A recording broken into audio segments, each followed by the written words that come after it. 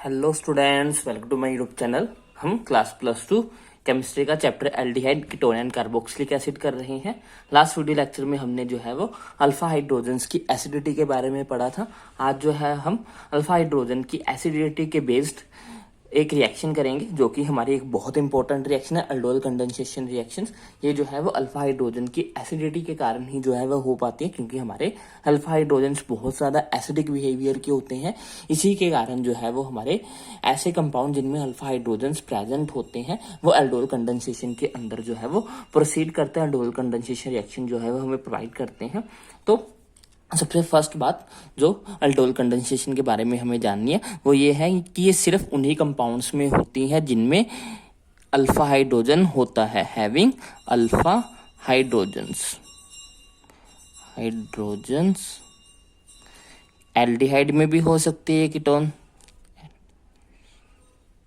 Aldehyde में भी हो सकती है ये रिएक्शन, और कीटोन्स के अंदर भी ये रिएक्शन हो सकती है। ऐसा कोई भी एल्डिहाइड या फिर ऐसा कोई भी कीटोन जिसके अंदर अल्फा हाइड्रोजन प्रेजेंट हो वो जो है वो हमें एल्डोल रिएक्शन दे सकता है। अब कि कौन कौन से ऐसे एल्डिहाइड हैं और कीटोन्स है जिसमें अल्फा हाइड्रोजन नहीं आती, तो सबसे पहला तो हमारा फॉर्मेल्डिहाइड।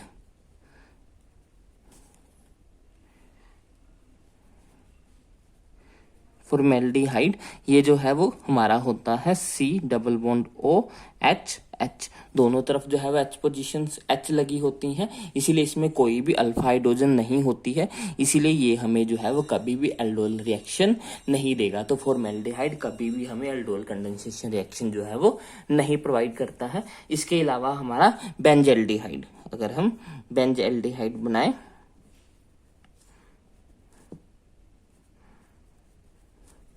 तो इसके ऊपर भी जो है वो कोई अल्फा हाइड्रोजन प्रेजेंट नहीं होता, तो ये भी जो है वो हमें एल्डोल कंडेंसेशन रिएक्शन नहीं देता है। तो कीटोन तो सभी जो है वो एल्डोल कंडेंसेशन देंगे, क्योंकि सभी कीटोन्स के दोनों तरफ जो होता है वो एल्काइल ग्रुप लगा होता है, यानी कि उसके जो पास जो है वो अल्फा हाइड्रोजन प्रेजेंट होते हैं। तो हमारा एक फॉर्मेल्डिहाइड और एक बेंजल्डिहाइड है जो कि हमें एल्डोल कंडेंसेशन रिएक्शन नहीं देता। इसके अलावा बाकी सारे एल्डिहाइड और कीटोन जो है वो हमें एल्डोल कंडेंसेशन रिएक्शन देते हैं। अब हम ये जान लेते हैं कि एल्डोल कंडेंसेशन होती क्या है।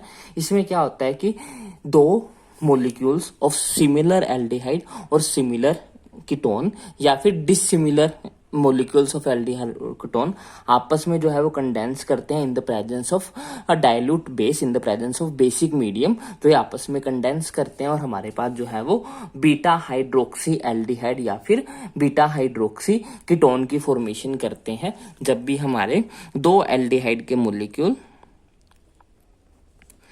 एल्डिहाइड प्लस एल्डिहाइड, ये दोनों एल्डिहाइड ऐसे होने चाहिए जिनके पास अल्फा हाइड्रोजन्स हो, रिएक्ट करते हैं in the presence of basic medium.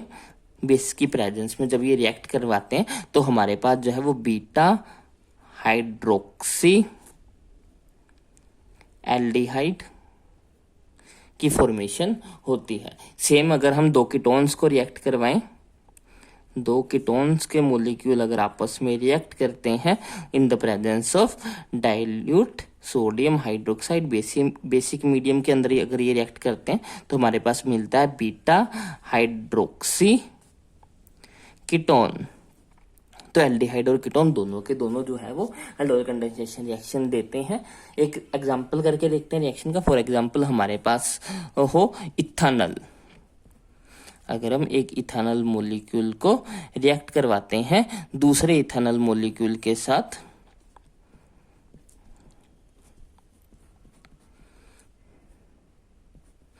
In the presence of dilute NaOH, तो जो है वो होगा क्या, हमें जो है वो ये वाला जो है वो यहाँ से ये ग्रुप जो है वो एज इट इज आ जाएगा, ये हो जाएगा CH3, ये हो जाएगा CH3 ऐसे आ जाएगा, CH ऐसे लगा जाएगा और यहाँ पे लग जाएगा हाइड्रोक्सी ग्रुप, प्लस इसके साथ जो है वो ये वाली रिंग अटैच हो जाएगी CH2CHO, ये वाला, सॉरी रिंग नहीं, ये वाला कंपाउंड जो है वो इसके साथ ऐड हो गया, ये हो गया CH3 ऐसे ही, ये कार्बन और O के साथ जो है वो H ग्रुप लग जाएगा, नीचे H जो है वो ये वाला एज इट इज आ जाएगा इसके साथ, या ये वाला H जो है वो क्योंकि O के साथ लग गया इसलिए H को जो है वो रिमूव किया यहाँ से, और ये CH2 मॉलिक्यूल ये वाला यहाँ से चेन जो है वो जाके यहाँ पे एज इट इज जो है वो अटैच हो गई है। तो ये होता है हमारा एल्डोल कंडेंसेशन रिएक्शन का एग्जांपल है। अब इसका मैकेनिज्म देख लेते हैं कि इसका मैकेनिज्म जो है वो कैसे होता है।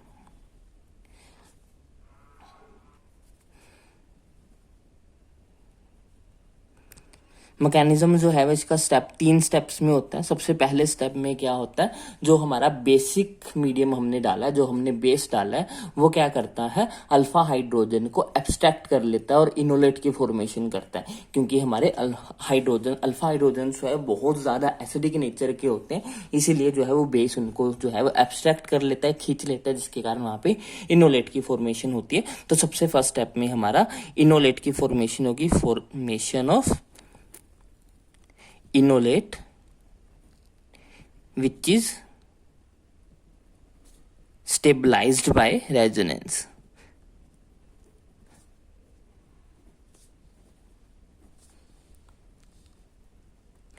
ये जो है वो हमने लास्ट वीडियो लेक्चर में देखा था, जब हमने जो है वो एसिडिटी ऑफ हाइड्रोजन करी थी। अगर आपने वो वीडियो नहीं देखी है तो आप देख सकते हो वो भी जाके।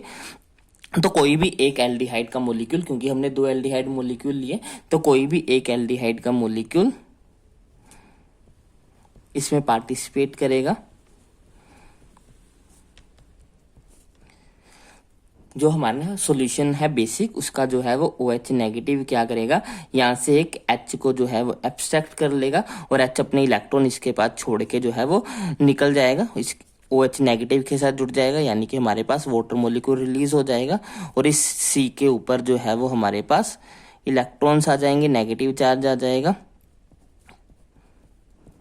जो कि आगे स्टेबलाइज्ड होगा बाय द रेजोनेंस। ये जो है वो यहाँ पे चले जाएंगे और ये जो है वो यहाँ पे शिफ्ट हो जाएंगे, तो ये रेजोनेंस के कारण स्टेबलाइज्ड रहेगा। ये हमारा इनोलेट फॉर्मेशन हुई है।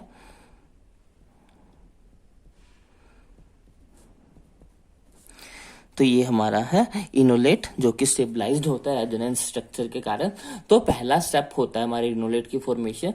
जब इनोलेट की फॉर्मेशन हो जाती है, क्योंकि इसमें जो है वो C के ऊपर नेगेटिव चार्ज है, तो स्ट्रॉन्ग न्यूक्लियोफाइल बन जाता है, जो कि आसानी से दूसरे एल्डिहाइड ग्रुप के ऊपर जो है वो अटैक कर पाता है। तो सेकेंड स्टेप में क्या होता है, जो इनोलेट फर्स्ट स्टेप में बना है, वो इनोलेट जो हमारे पास सेकेंड मोलिक्यूल ऑफ एल्डिहाइड है, उसके साथ जाके ये जो है वो रिएक्ट करता है, उसके ऊपर न्यूक्लियोफिलिक अटैक करता है। तो स्टेप 2 में जो है वो हमारा जो इनोलेट बना है,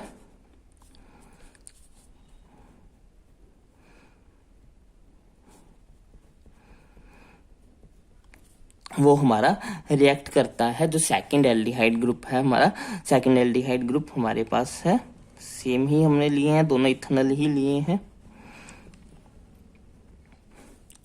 तो अब ये जो न्यूक्लियोफाइल है, ये जो है वो और इलेक्ट्रॉन डेफिशिएंट सेंटर पे जो है वो अटैक करेगा, जो कि यहाँ पे बनेगा। इलेक्ट्रॉन जो है वो नेगेटिव, स्ट्रॉन्ग इलेक्ट्रोनेगेटिव होता है, जो कि इलेक्ट्रॉन को अपनी तरफ पुल करेगा, जिसके कारण ऑक्सीजन के ऊपर पार्शियली नेगेटिव चार्ज आ जाएगा और कार्बन के ऊपर पार्शियली पॉजिटिव चार्ज आ जाएगा, जिसके कारण यहाँ पे पॉजिटिव सेंटर क्रिएट होगा। और इस पॉजिटिव सेंटर पे हमारा जो है वो इनोलेट आयन आके जो है वो अटैक करेगा और ये डबल लोन पेयर जो है वो ऑक्सीजन के पास शिफ्ट हो जाएगा।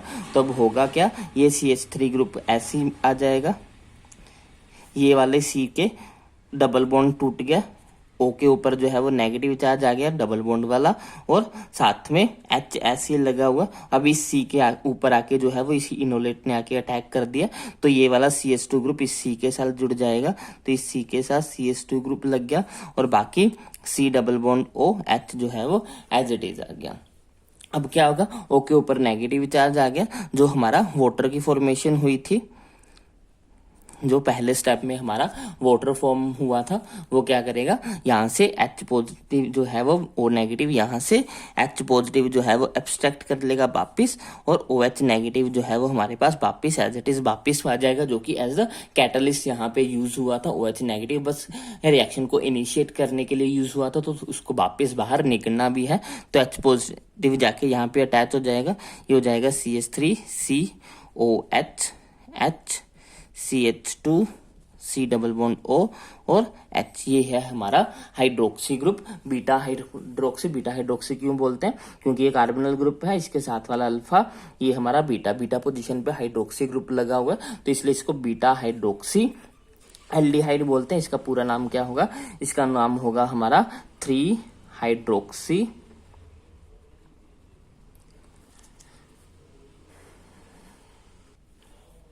1 2 3 4 ब्यूटानल।